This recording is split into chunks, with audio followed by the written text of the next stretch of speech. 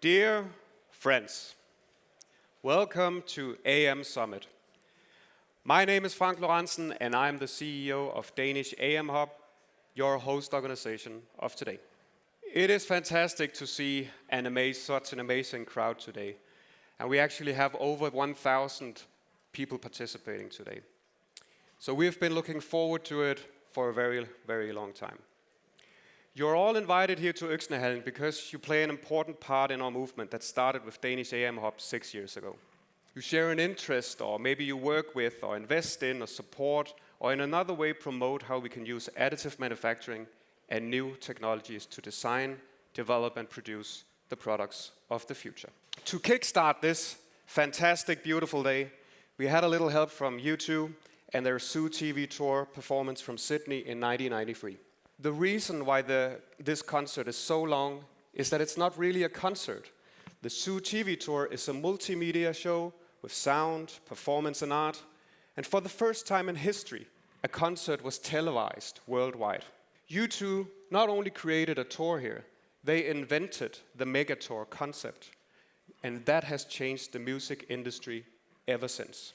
See, of course, U2 has produced tons of strong albums and songs, and I love them all, throughout their career. But what impresses me the most is their ability to implement completely new concepts like the Zoo TV tour, but the list goes on. In 2001, when the internet is still very young, U2 webcasts a concert from their Elevation tour for free.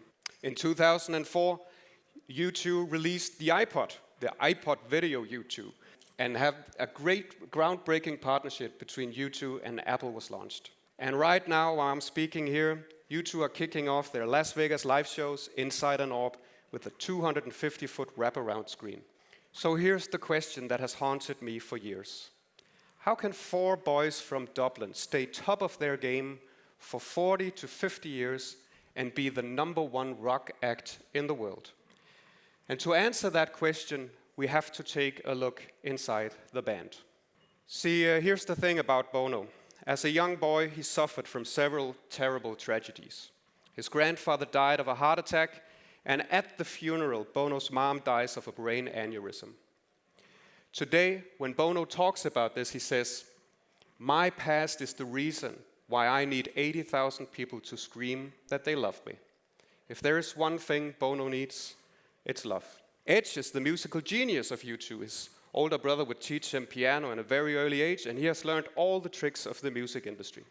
If there's one thing Edge needs, it's recognition and respect of his musical genius. Larry Mullen, he's the Cliff of the band, or as he says himself, "My job in this band is to play drums, to get up on stage and hold the band together. That is what I do." He wants everything to be the same way as it has always been. For him, safety is most important. Adam Clayton, and you can almost see it here in the picture, he is the party boy of the band. He has drugs and alcohol problems.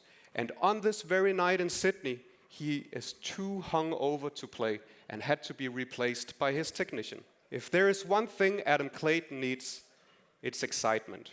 See, here's the thing about U2. The band consists of such a diverse group that it is almost impossible to think that they can get along and get things done. But that is the exact genius of U2. Better than anyone else, with their diverse motivations, they stretch ideas into creative compromise and have an ability to turn those into tangible results. Not only that, I have a theory that I will share with you.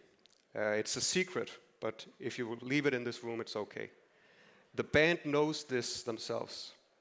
Bono knows that he is not the best singer in the world, but he is part of the strongest innovation team in the world of music. So when they had to come up with a title for their soundtrack for the Batman Forever movie a couple of years ago, or a couple years after the Zoo TV tour, they found 4 words that proves my point.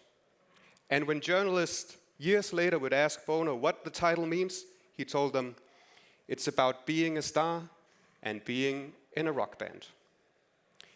See, there is an old Danish word that I really love, and we've forgotten all about it today. But I always thought about it as the very essence of what innovation is. Samtalekunst. It's such a beautiful word. You should say it at home. It really works sometimes. In English, it says the art of conversation. Innovation is a process where I present an idea that is catched by my teammate who sends it back to me, and so forth and so on, until we create successful implementation. Safety, honesty, respect, energy, experience, empathy are all key components in this process, along with a lot of grit. The best performing startups, producers, companies, bands, teams, they understand this. They understand that this is their foundation of their joint journey. So I start today's summit with this example, as it is easy to get innovation confused with the newest technology, the newest invention, or the newest research. But to quote Steve Jobs, innovation has nothing to do with how many dollars you have for research. It's not about money, it's about the people. And that is how Danish AM Hub has innovated throughout the last 6 years together with our partners.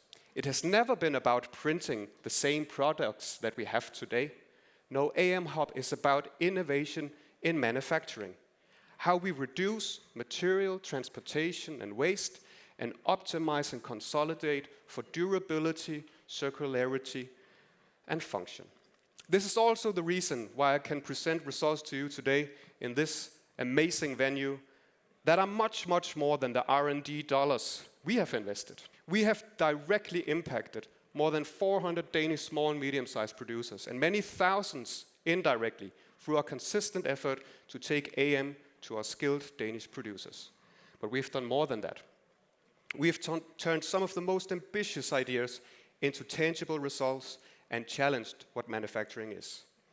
For example, we've created a completely new building system. See, a couple of years ago, we decided to do something really radical with AM and looked at the construction industry. After all, this is a sector that hasn't developed much in terms of technologies. And although concrete printing is a thing today, we thought that there's much more that AM can do in this industry. So we figured out a system where we can get rid of the waste.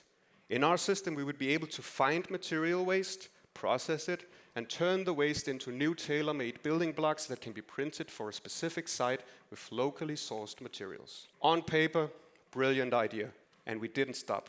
With a lot of grit and a lot of samtalekunst, we turned the idea into successful implementation.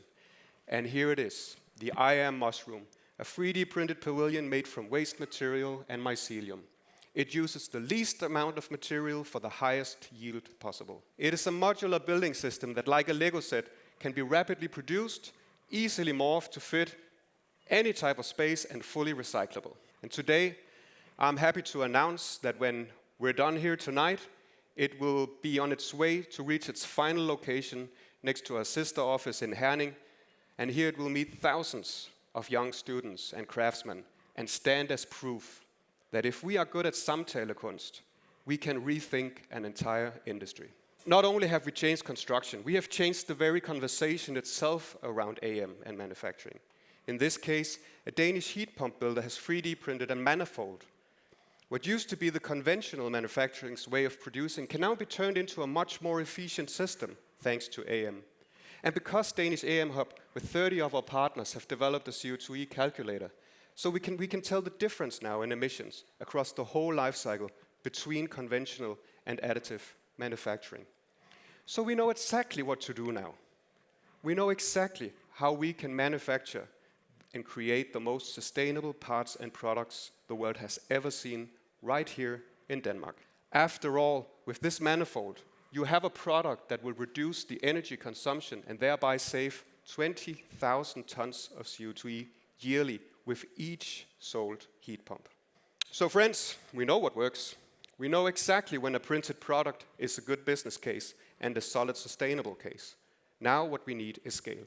And for that, Danish AM Hub has developed a groundbreaking new innovation program that will be a tangible way forward to generate a competitive, sustainable, and innovative edge in Danish industry. Because here's the deal. 3D printing technology. 3D printing technology is incredible. But here's the deal. 3D printing technology is incredible. And this is why Mario Draghi, one of Europe's great economic minds, prepared a report of his vision on the future of European competitiveness. No matter what president will be elected in a week's time, the US will continue with investing in this technology, researching it, and bringing its fullest potential to shine in the US. And we need the same focus here in Denmark and in Europe. In this report, there are a lot of facts and conclusions that are a little bit disturbing, actually. And unfortunately, also a realistic future scenario where Europe will be left behind by the US and China and turn into a manufacturing museum. But there is another way, and you probably already guessed it. Mario Draghi says it himself. It is the way of innovation. So, dear friends, let us unite today across our different motivations, across our different fields of experience, sectors, and organization. And let us unleash our innovation potential. Let us scale a sustainable and viable way of manufacturing, where we together unleash the potential of this great technology, not in slides, in the real world here in Denmark. The moment is here, and the time is now. Thank you.